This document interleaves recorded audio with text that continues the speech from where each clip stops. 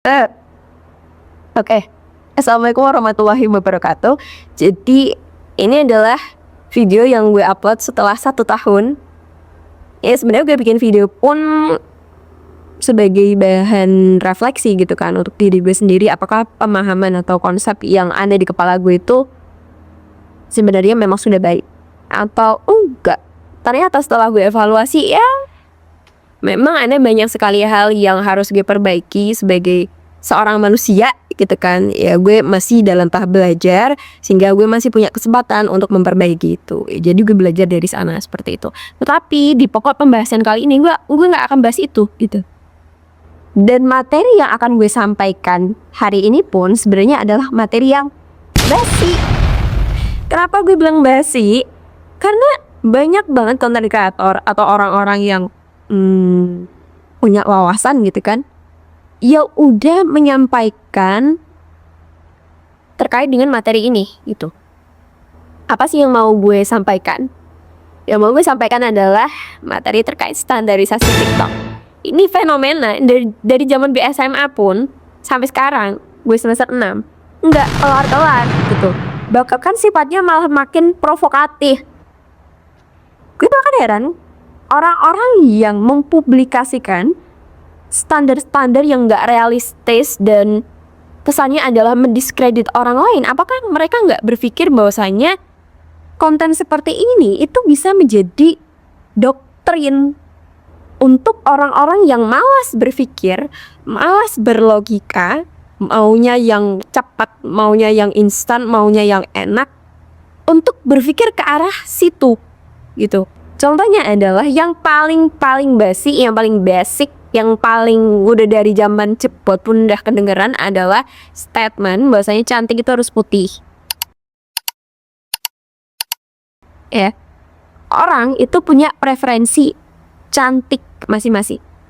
Apa sih definisi cantik? Masing-masing orang punya definisi cantik yang berbeda-beda. Hal yang mau gue tekankan adalah orang memang memiliki preferensi terkait satu hal dan itu pasti beda-beda. Nggak ada yang 100% sama. Tetapi bukan berarti ketika lu punya preferensi terkait dengan satu hal, lu kemudian diberikan hak untuk mendiskredit hal-hal di luar preferensi lu. Itu nggak banget. Sebagai manusia aja kita dituntut untuk menghargai satu sama lain supaya kita menciptakan dunia yang damai. Ketika seseorang mempublikasikan standar yang gak realistis, mereka ini dengan sengaja, gue mengatakan dengan sengaja, meletakkan kriteria yang mereka meletakkan kriteria yang seolah-olah ketika seseorang tidak fit atau tidak sesuai dengan kriteria itu, maka orang itu tidak baik gitu. Contohnya tadi, cantik itu harus putih.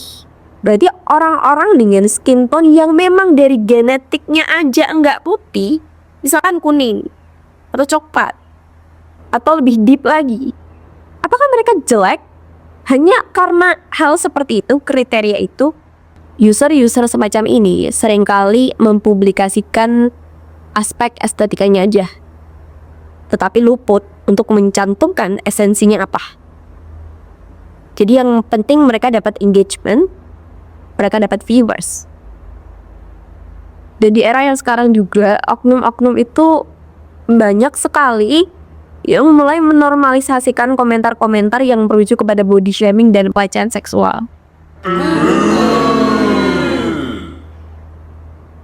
Itu sesuatu yang gak pantas, apalagi ketika lu seseorang yang dewasa, lu seorang akademisi bahkan, lu belajar untuk berpikir terstruktur, lu berpikir secara logis, dan apakah hal tersebut, komentar yang merujuk kepada pelecehan seksual, itu adalah sesuatu yang baik untuk dipublikasikan.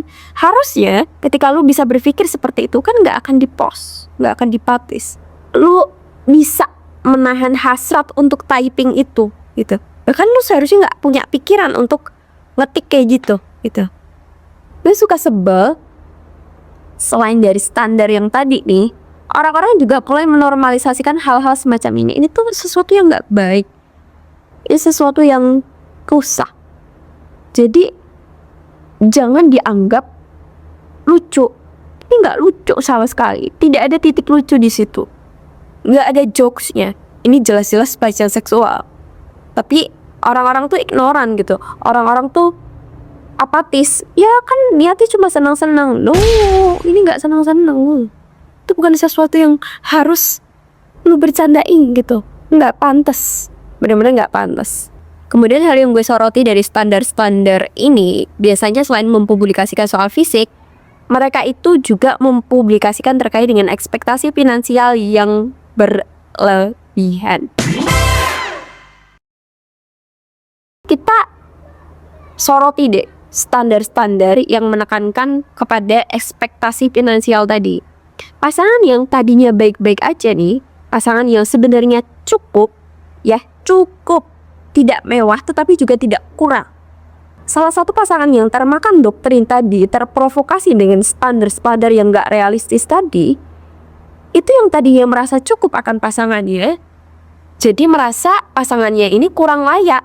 Kenapa? Karena pasangannya tidak mampu memenuhi ekspektasi dia. Yang dia telan, yang dia terima, yang dia dapatkan dari standar tadi. Padahal tadinya merasa cukup-cukup aja nih. Suaminya baik atau istrinya baik gitu. Tapi karena standar-standar ini, kemudian jadi timbul masalah. Kemudian standar yang ketiga itu yang biasa banget muncul adalah romantisme yang tidak realistis, sehingga menciptakan rasa ketidakpuasan. Entah itu antar hubungan lo dengan pasangan lo, atau hubungan lo dengan teman lo, atau juga dengan keluarga lo, ya, atau dengan individu yang lain lah gitu. Kenapa bisa seperti itu? Ketika seseorang terbiasa untuk mengkonsumsi hal-hal yang kelihatan estetikanya aja, kelihatan indah-indahnya aja, kelihatan baik-baiknya aja, maka dia cenderung tidak siap gitu menghadapi konflik yang terjadi dalam realita. Kenapa seperti itu? Karena dia terbiasa untuk membandingkan hubungannya atau relasi dia dengan orang lain dengan apa yang dia konsumsi. Dia akan merasa, kenapa sih teman gue gak bisa kayak gini? Kenapa teman gue gak bisa seperti ini? Kenapa pasangan gue gak bisa kayak gini ya? Kayak gitu. Dan jelas hal dan pemikiran semacam ini akan merusak hubungan yang tadinya baik-baik aja. Karena apa? Karena ketidakpuasan dari ekspektasi yang gak realistis tadi. Secara gak langsung, ini akan menanamkan pemikiran kepada orang-orang yang mengkonsumsi konten-konten seperti itu, bahwasanya hubungan yang sehat antara satu individu dengan individu yang lain itu harus selalu manis. Hubungan lu sama orang tua lu aja belum tentu manis terus gitu. Pasti ada konflik di sana. Apakah realistis hubungan dari awal nih sampai akhir itu nggak ada konflik sama sekali? Meskipun konfliknya itu hanya misunderstanding atau kesalahpahaman kecil, pasti kan ada. Nggak mungkin dari awal nih berjalan itik mulus terus, manis terus. Itu nggak akan terjadi hal semacam itu. Kita punya pemikiran yang berbeda-beda, kita punya perspektif yang beda-beda, pasti nanti akan muncul perdebatan. Kita punya pandangan yang berbeda-beda gitu. Pasti nanti di persimpangan nih akan terjadi bentrokan, sekecil apapun itu pasti ada.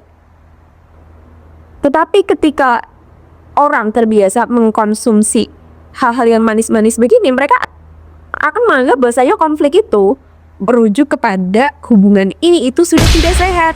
Gue pun terkadang termakan nih hal-hal kayak gini gitu. Mungkin skalanya nggak yang sampai parah banget, tetapi gue termakan. Dan ini menjadi hal yang menyebalkan untuk orang lain karena harus menghadapi gue yang seperti itu. Jadi gue sangat-sangat minta maaf untuk hal tersebut. Kemudian materi yang terakhir yang hendak gue sampaikan adalah standar tentang mengglorifikasi hubungan yang toxic, hubungan yang tidak baik. Sekali lagi gue nggak hanya menekankan kepada antar pasangan, tetapi ya interaksi antar individu, relasi antar individu, hubungan antar individu gitu. Kalau sama temanmu atau ya tadi gue udah sebutin kan. Maksudnya adalah ketika pasangan lo, temen lo atau siapapun itu terlalu posesif, dan posesifnya itu sampai di titik dimana privasi lo aja mereka harus tahu. Privasi lo yang bener-bener esensial aja mereka harus tahu.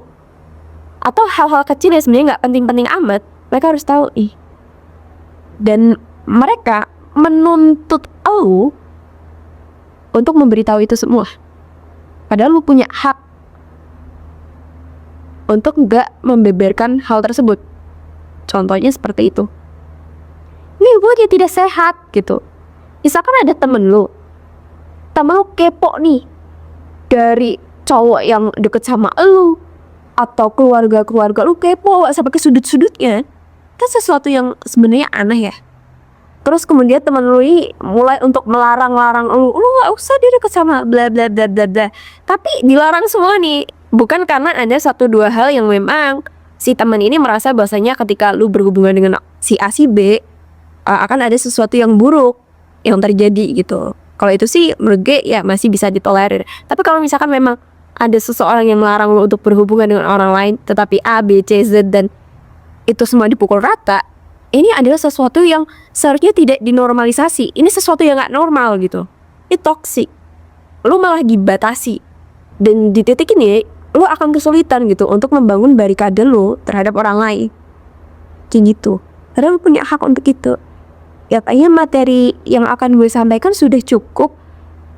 Kemuakan gue juga sudah tersampaikan. Dari bagaimana gue berusaha untuk memaparkan ini kepada diri gue sendiri di video. Jadi kita tutup. Wassalamualaikum warahmatullahi wabarakatuh.